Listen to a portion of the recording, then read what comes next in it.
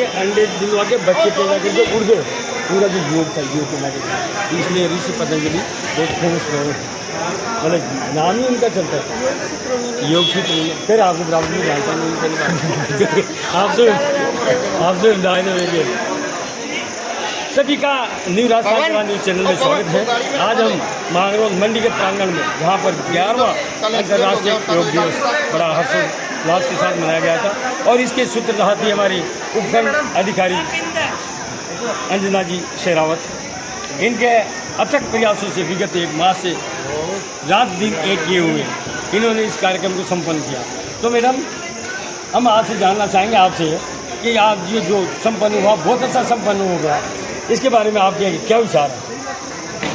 योग दिवस की संकल्पना जो हमारे प्रधानमंत्री महोदय ने की है, वो मुझे अभी साकार होती हुई याद रखी, और सदैव से जनता जनार्दन का इसमें सहयोग रहा। हमारे नगर पालिका प्रशासन और हमारे जो आयुर्वेद विभाग की टीम है, उसके द्वारा बहुत प्रयास किया गया है। पिछले एक माह से हमारे डॉक्टर और योग प्रशिक्षक हैं, वो लोगों को योग करा रहे हैं ताकि जो एक तारतम्यता है वो बनी रहे। और आज भी उन्होंने जो नवीन लोग आए थे उनको बहुत ही बड़ी भांति प्रकार योग सिखाया। आशा करती हूँ कि वो आगे योग से जुड़ेंगे और अपने तन और मन को स्वस्थ रखेंगे। बारिश के अचानक आ जाने के कारण हमें ये स्थान परिवर्तन करके डोल मेला मैदान से और कृष्णपद मंदिर प्रांगण में करना पड़ा, क्योंकि बारिश की संभावना के चलते यहाँ टीन शेड के नीचे हमने ये व्यवस्था की, और ये बहुत अच्छी और माकूल व्यवस्था रही।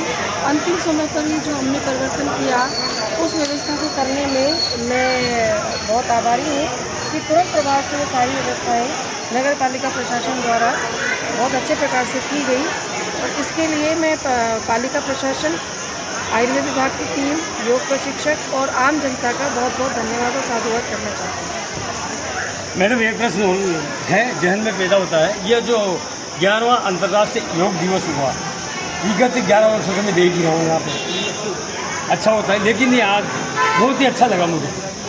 और साथ ही एक और बात है जो आपकी लोकप्रियता दर्शाती है, आप बीच रात चलते भी, चिलचिलाती धूप, लू के थपेड़े, और उस दरमियान भी जनता को सुविधा देने के लिए, किसानों को सुविधा देने के लिए निरंतर आप कोर्ट कैंप आयोजित कर रहे हैं वहाँ, इसके पीछे क्या राज है? इसके पीछे मेरे माता पिता की संस्कारों की प्रेरणा और आम जनता, जिनके लिए राज्य सरकार ने हमें इस लोक सेवक के रूप में भर्ती किया है, और मैं भाग्यशाली हूँ कि मेरा चयन एक जनता के सेवक के रूप में हुआ। इसीलिए मैं मेरे मन से पूरा प्रयास करती हूँ कि परिस्थितियाँ कितनी भी प्रतिकूल हों, मैं जनता की सेवा निरंतर इसी प्रकार से करती रहूँ, और जितना भी नियमों के अंतर्गत मैं लोगों को लाभ दिला सकती हूँ वो लाभ दिलाऊँ। कई बार हमारी परिस्थितियाँ ऐसी होती हैं कि नियमों के अंतर्गत किसी व्यक्ति को कोई सहायता हम प्रदान नहीं कर सकते, और ऐसी स्थितियों में मैंने यहाँ मांगरोल में देखा कि एक वर्ग विशेष द्वारा उन लोगों को बहकाकर, बरगलाकर, और उनका आर्थिक भी नुकसान होता है, उनका समय का भी नुकसान होता है, और एक व्यर्थ आशा में वो व्यक्ति जीता रहता है। तो मेरा ये मानना है कि किसी व्यक्ति को यदि लाभ कोई नहीं मिल सकता और नियमों के अंतर्गत नहीं आता, तो हमारा ये परम कर्तव्य भी है कि हम उसको झूठी दिलाशा आशा न दें। और मैं इस बारे में भी बहुत सजग रह के कार्य करती हूँ कि यदि किसी को कोई लाभ नहीं मिलना, किसी का कोई कार्य नहीं होना, तो उसको उसी समय बता दिया जाए बनिस्बत इसके कि वो व्यक्ति 15 से 20 साल न्यायालय के धक्के खाए, और उसके बाद उसको ये बात पता चले कि मेरे ये काम होना ही नहीं था, और मुझे एक दीवार स्वप्न दिखाया गया, मरीचिका दिखाई गई, और अंत में उस व्यक्ति को निराशा हाथ लगे, और एक 15-20 साल के शोषण के बाद उस व्यक्ति की जो नज़रें होती हैं, उसको मैं कई बार ये सोचती हूँ कि वो बहकाने और बरगलाने वाले जो व्यक्ति हैं वो किस प्रकार से फेस करते हैं, और कैसे उनके नैतिक मूल्यों का पतन हो चुका है। तो मैं आशा करती हूँ कि वो सभी व्यक्ति अपने नैतिक मूल्यों पर पुनः आएँ और लोगों को शोषण से बचाएं, न कि शोषण का माध्यम बने। बहुत धन्यवाद मैडम। एक बात और है कि जो उपखंड की पूरी जनता है आपके कार्यों से बड़ी प्रभावित है, बहुत ही आप उनके बीच में लोकप्रिय हैं, तो जनता को आप क्या संदेश देना चाहेंगे?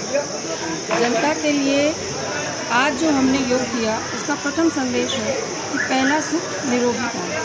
यदि आपका तन स्वस्थ है तो स्वस्थ तन में ही स्वस्थ मन निवास करता है। दूसरा यह कि मांगरोल क्षेत्र में मैंने आके देखा जनता का वो है कहते हुए यहाँ कृषि के अधिक और कोई साधन नहीं आजीविका का। बच्चे जो है वो पढ़ाई लिखाई में इतने जितना होना चाहिए इतने प्रवीण नहीं है। तो माता पिता से आग्रह है कि जो वो नहीं कर पाए वो अपने बालकों को संस्कार दें, उनको पढ़ाएं लिखाएं और अच्छे संस्कारों के साथ एक अच्छा नागरिक बनाने का प्रयास करें।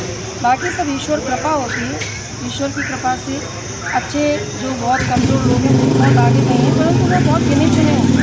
यदि समग्र रूप से हमें करना है तो समग्र रूप से समाज के स्वयं परिवार की इकाई को अपने ऊपर ध्यान देना होगा।